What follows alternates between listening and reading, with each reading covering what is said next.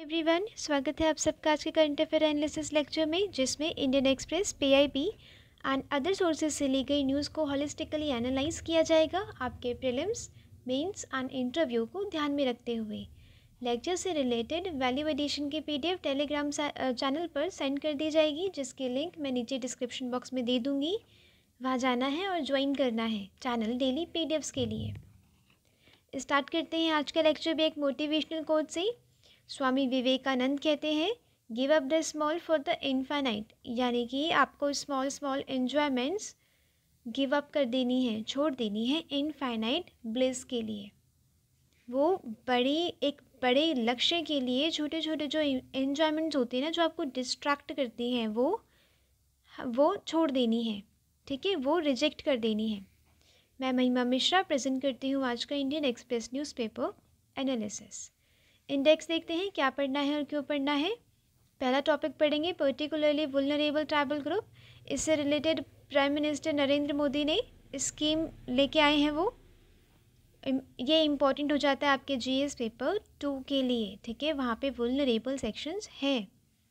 Mini solar grids, ये GS paper 3 के लिए इम्पॉर्टेंट हो जाता है। एनर्जी वाला section, solar energy, international solar alliance इसी से रिलेटेड है। इससे ये आप प्रीलिम्स के लिए भी पढ़ सकते हैं एंड मेंस में भी इसका मेंशन कर सकते हैं। रिलेटेड इससे डायरेक्टली क्वेश्चन आ सकता है।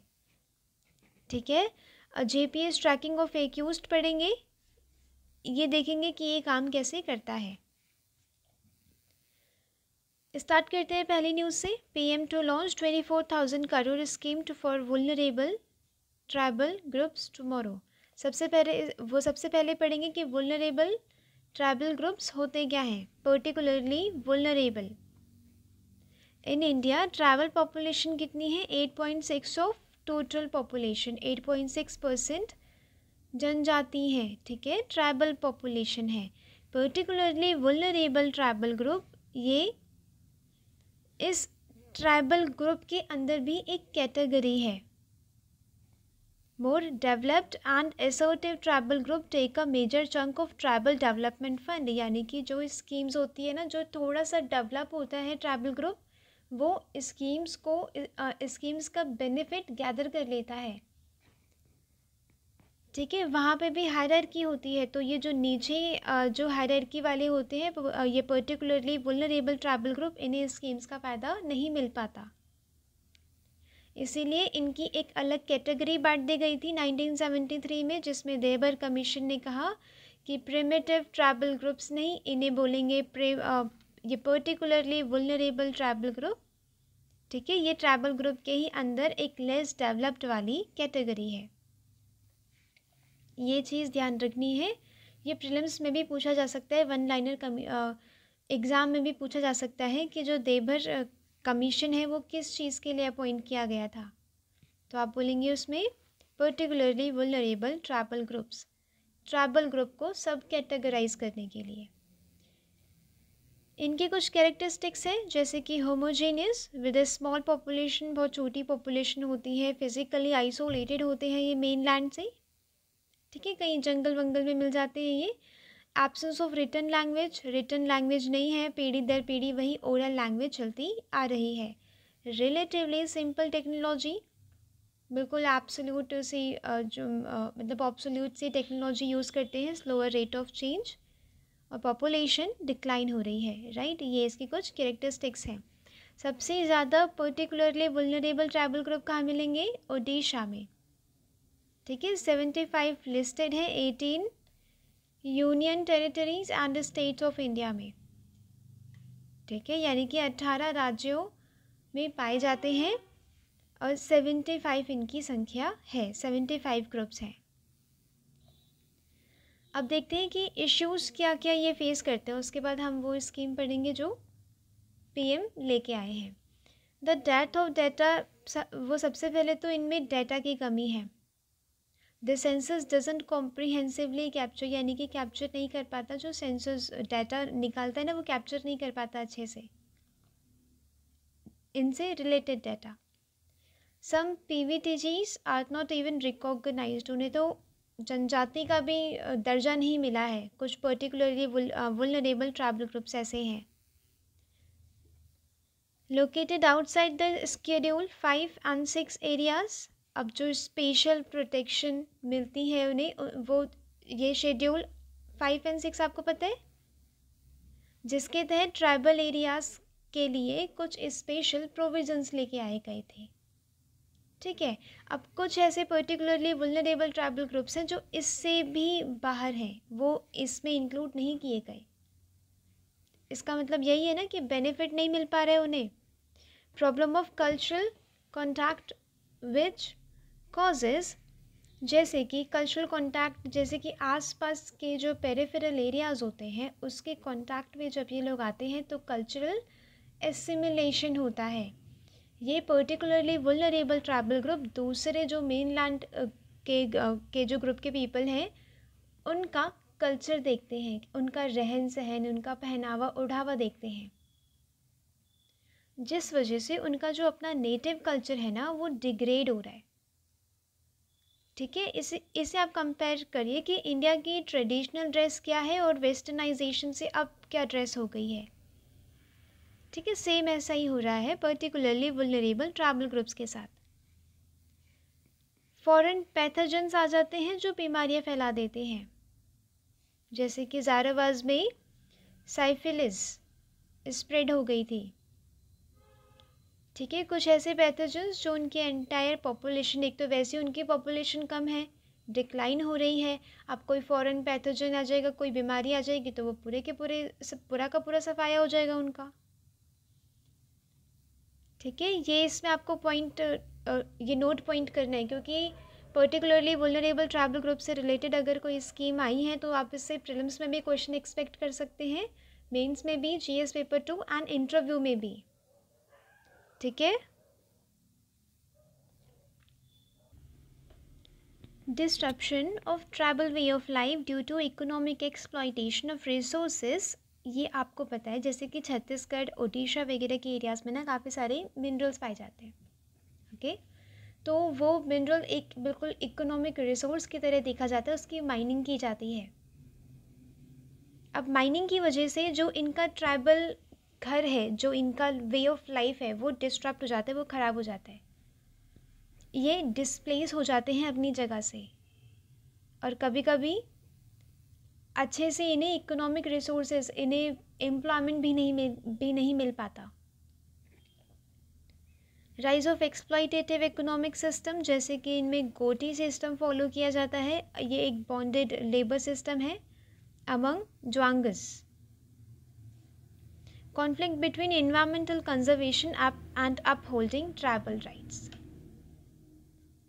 ठीक है, ट्राइबल राइट्स और इन्वायरमेंट को बचाने के चक्कर में कभी कभी इनके बीच में कॉन्फ्लिक्ट हो जाता है कि अगर कोई एरिया रिजर्व घोषित कर दिया गया है तो क्या वहाँ पे ट्राइबल्स जा सकते हैं, राइट, ये एक क्वेश्चन है। PVTGs being near the Mendelian population are more prone to modern diseases, यानी कि वही फॉरेन पैथोजेंस। ठीक है, फॉरेन पैथोजेंस लग सकते हैं उन्हें और डिजीजेज स्प्रेड हो जाती हैं। पुअर सोशो इकोनॉमिक इंडिकेटर्स हैं, जैसे कि हिमालयन ट्राइब्स है ना, वो घेंघा रोग होता है ना, गले में घेंघा रोग आयोडीन की कमी से उससे ग्रसित है, ये पता चल रहा है ना। उनकी सोशल जो इंडिकेटर है उतना स्ट्रॉन्ग है ना इकोनॉमिक। ठीक है, पुअर है वो लोग। तो सरकार ने क्या किया, बहुत सारी स्कीम्स लेके आई है उन्हें कुशन देने के लिए, उन्हें सहारा देने के लिए।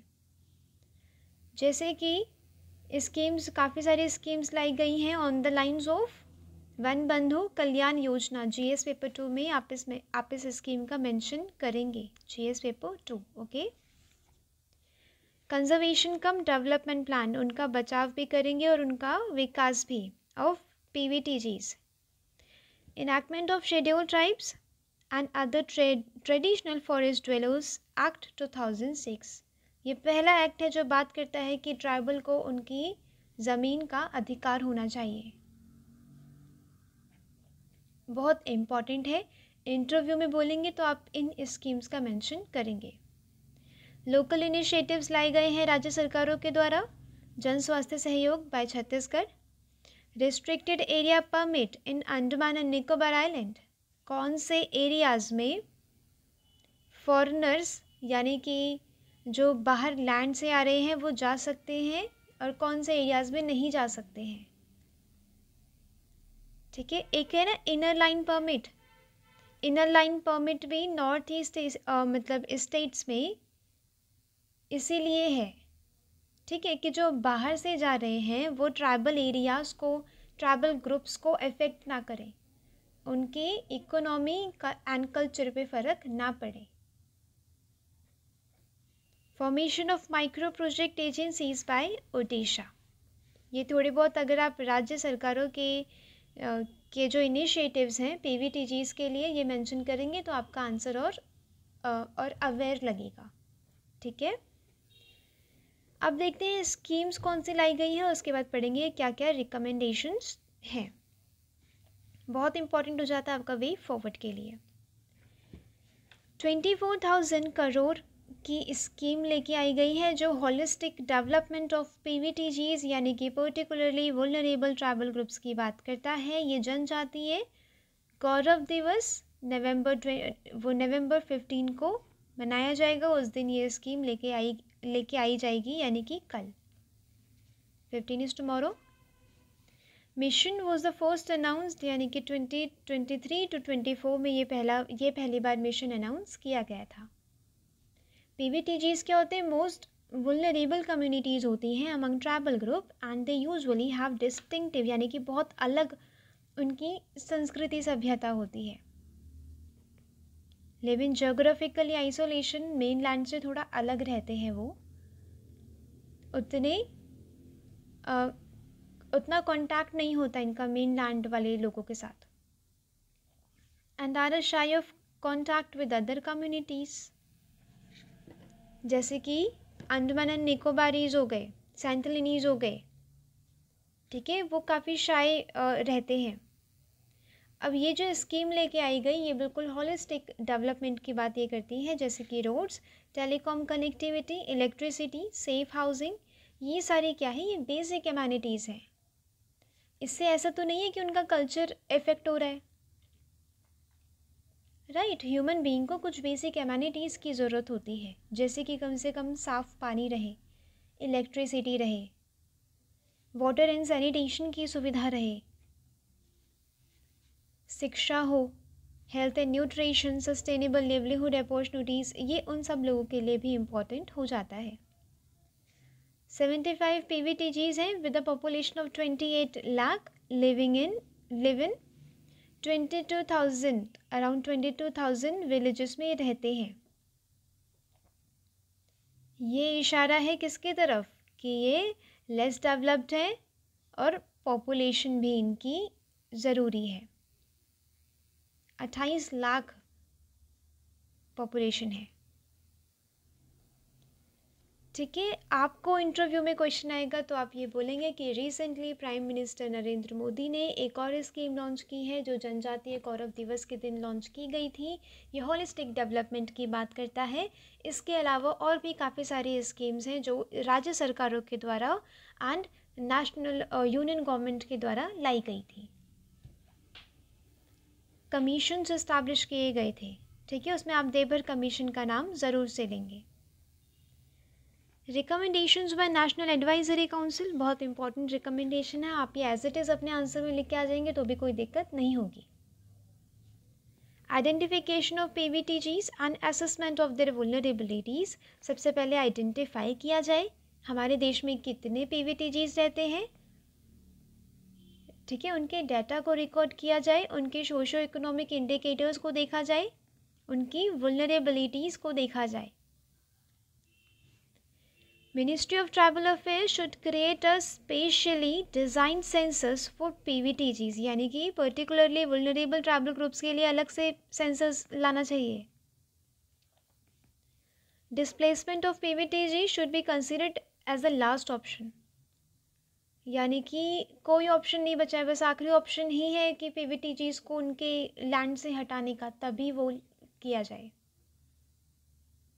If the displacement is inevitable, appropriate rehabilitation होना चाहिए, ठीक है, ताकि जो डिस्प्लेस हो रहे हैं उनके पास कम से कम लिवलीहुड हो, उनका कल्चर आगे बढ़ाने की अपॉर्चुनिटीज़ हो।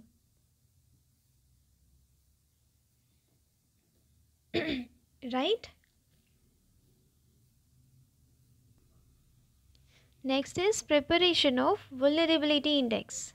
वुलनरेबिलिटी इंडेक्स जैसे अपने सस्टेनेबल डेवलपमेंट गोल इंडेक्स आता है नीति आयोग के द्वारा इंडिया रिलेटेड, वैसे ही इनके सोशो इकोनॉमिक इंडिकेटर्स को ध्यान में रखते हुए हमें इंडेक्स लेके आना है ताकि उन इंडिकेटर्स को इम्प्रूव किया जा सके।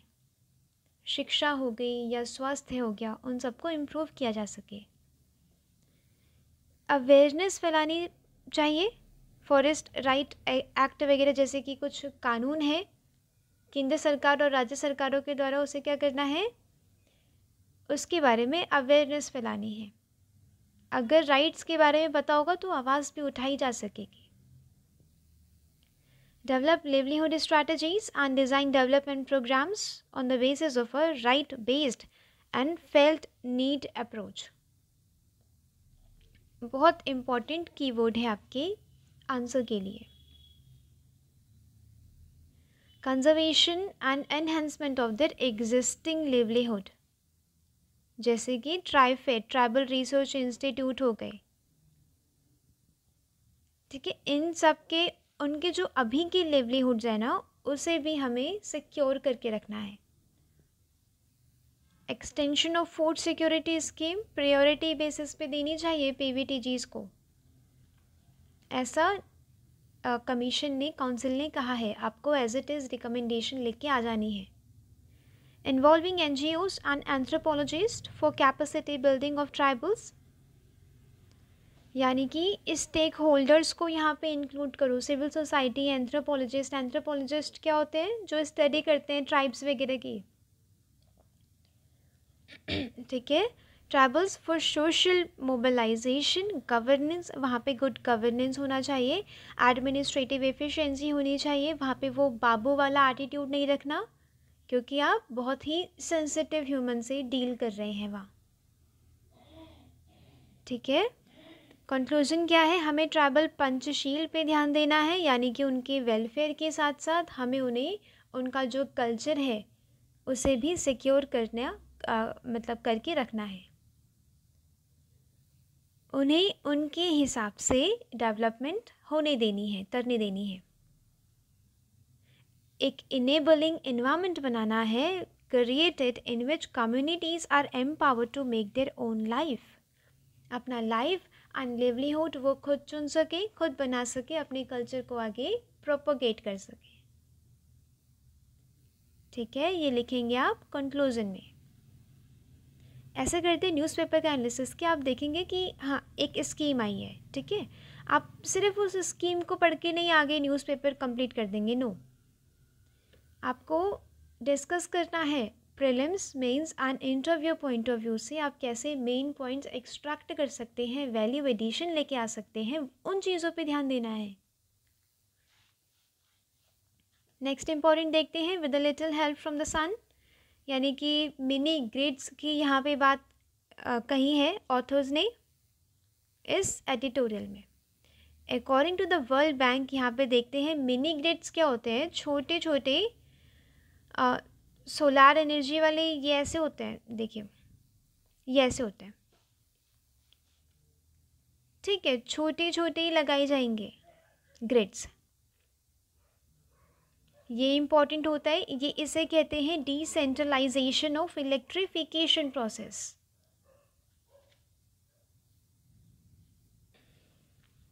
डिसेंट्रलाइजेशन ऑफ इलेक्ट्रिफिकेशन प्रोसेस क्या होता है कि डिमांड के हिसाब से स्मॉल एरिया के लिए इलेक्ट्रिसिटी प्रोड्यूस की जा रही है, क्योंकि यहाँ पे वर्ल्ड बैंक का जो डाटा है वो ये कहता है कि अभी भी दुनिया में बहुत सारे लोग ऐसे हैं जो अंधेरे में रहते हैं।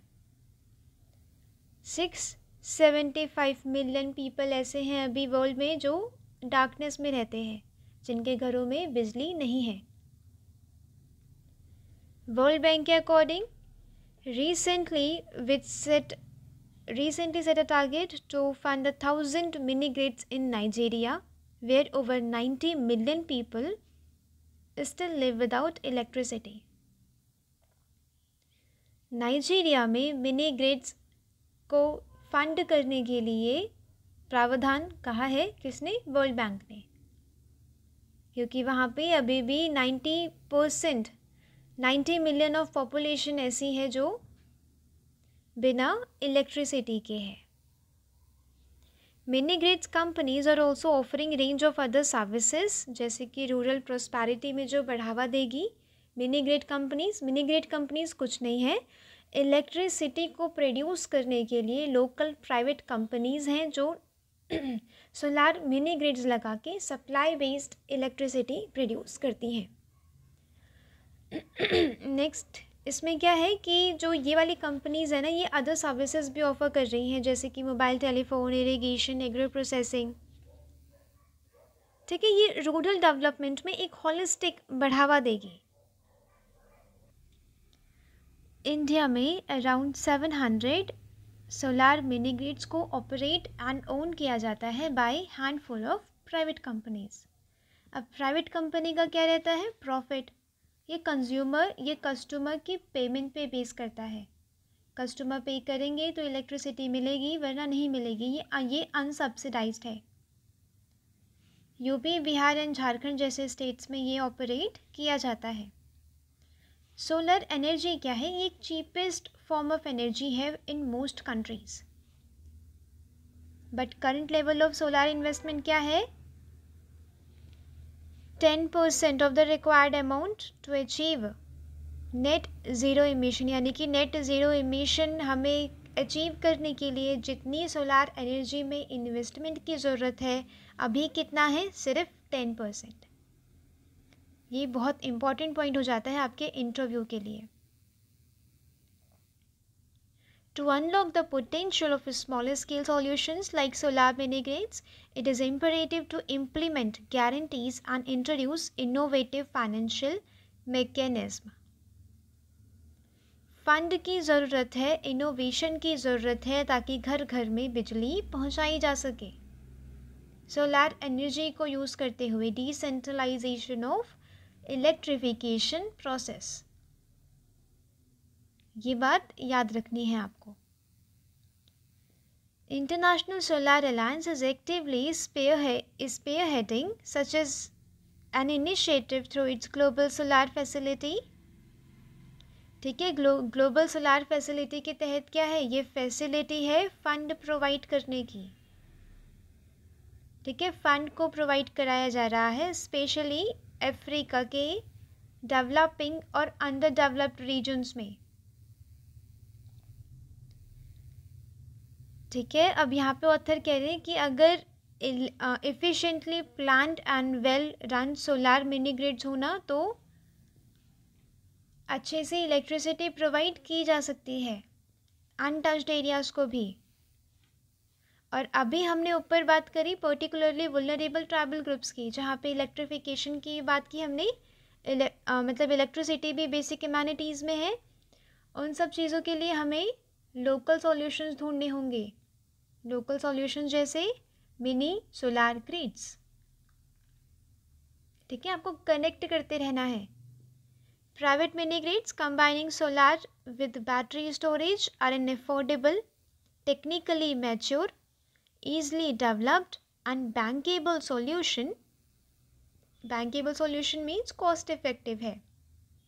Needs more support at a time when urgent energy access और climate action चाहिए. अभी हमें इसीलिए प्राइवेट मिनी ग्रिड्स की ज़रूरत है. और कुछ ऐसे स्टेट्स में जहाँ पे इलेक्ट्रिसिटी नहीं पहुँच पा रही है, जैसे कि अभी वुल्नरेबल की ग्रुप की बात करी, तो उसमें आप देखेंगे कि कुछ ऐसे अनटच्ड एरियाज़ हैं जहाँ पे बिजली नहीं पहुँच पा रही है. ये स्टेट का इंटरवेंशन यहाँ पे होना चाहिए. ठीक है, ताकि मिनी ग्रिड्स को वहाँ पे इस्टेब्लिश किया जा सके. इसमें जिक्र किया गया था इंटरनेशनल सोलार अलायंस का, न्यूज़ में है, एडिटोरियल में है, तो पढ़ लेना चाहिए. इंटरनेशनल सोलार अलायंस ये एक action oriented member driven collaborative platform है जिसका मकसद क्या है, सोलार टेक्नोलॉजीज़ को बढ़ावा देंगे, उन कंट्रीज़ में देंगे जहाँ पे बिजली नहीं है, जहाँ पे सोलार एनर्जी होते हुए भी यूज़ नहीं, हम उसका पोटेंशियल नहीं रियलाइज़ कर पा रहे हैं। Its basic motive is to facilitate energy access and ensure energy security and drive energy transition in its member countries. member countries कौन सी, UN की countries जो UN में member हैं। ये इंडिया एंड फ्रांस का इनोवेटिव प्रोग्राम था, solution था। इसका विजन क्या है, let us together make the sun brighter, and mission क्या है, एवरी होम, नो मैटर वो कितनी भी दूर हो, बिजली जाएगी, रोशन होगा वो घर। हेडक्वार्टर है कहाँ पे इसका, गुरुग्राम में, हरियाणा। मेंबर नेशंस कितने हैं, 106 कंट्रीज़ है जिन्होंने साइन किया है, ठीक है। 86 कंट्रीज़ है जिन्होंने रेटिफाई किया है। रेटिफाई करने का मतलब क्या होता है, किसी इंटरनेशनल एग्रीमेंट को या इंटरनेशनल कन्वेंशन को हम लॉज लाके, कानून लाके या स्कीम्स वगैरह लाके अपने देश में अच्छे से इम्प्लीमेंट कर रहे हैं, this is ratification. United nation के जितने भी मेंबर्स हैं सब ज्वाइन करने के लिए एलिजिबल हैं। ऑब्जर्वर स्टेटस किसे मिला है, यूनाइटेड नेशन जनरल असेंबली को, ये याद रखना है प्रीलिम्स के लिए, ठीक है। It will provide regular and well defined cooperation between the alliance मतलब वो सारी member countries and United Nations, जिससे पूरा ग्लोब बेनिफिट करेगा, पूरे ग्लोब को बेनिफिट होगा, ठीक है। ये इसका विजन, मिशन एंड मोटो है। नेक्स्ट देखते हैं, ये वाली मैंने न्यूज़ आपको कुछ दिन पहले भी कवर करवाई थी, वो सॉरी कल वीडियो नहीं आ पाई क्योंकि न्यूज़पेपर इश्यू नहीं किया गया था, ओके, इसीलिए आज वीडियो आई है। यहाँ पे ये एडिटोरियल कह रहा है कि जो GPS एंकलेट्स ना, मैंने आपको बताया था कि GPS से ट्रैक किया जाएगा एक्यूज्ड को, आरोपी को, ठीक है, जिसे बेल दी जा रही है वो विक्टिम से ना मिले या गवाहों से ना मिले, गवाहों सबूतों को कुछ अल्टर ना कर दे, ठीक है, गवाहों को ना भड़का दे या फिर धमकी दे। इसके लिए जो एक्यूज होता है, जो आरोपी होता है ना, उसकी मूवमेंट कुछ ही समय के लिए और कुछ ही रीजन के लिए, क्षेत्र के लिए सीमित कर दी जाती है। अब वो कहाँ जा रहा है, कहाँ नहीं जा रहा है, ये पता करने के लिए अब GPS का यूज़ पहली बार किया गया। A prisoner in Jammu and Kashmir, उसे ट्रैक किया गया ग्लोबल पोजीशनिंग सिस्टम में। ये फर्स्ट टाइम हुआ है अपने देश में। A device provide the exact location, ये वाला मैंने आपको उस दिन एडिटोरियल में डिस्कस किया था। उन्होंने जो मतलब ऑथर ने क्या किया, कुछ लिमिटेशंस बताई थी इससे रिलेटेड। हर टाइम पहन के रखना है जिससे लॉ एनफोर्समेंट एजेंसीज क्या कर सके, ट्रैक कर सके उसकी मूवमेंट।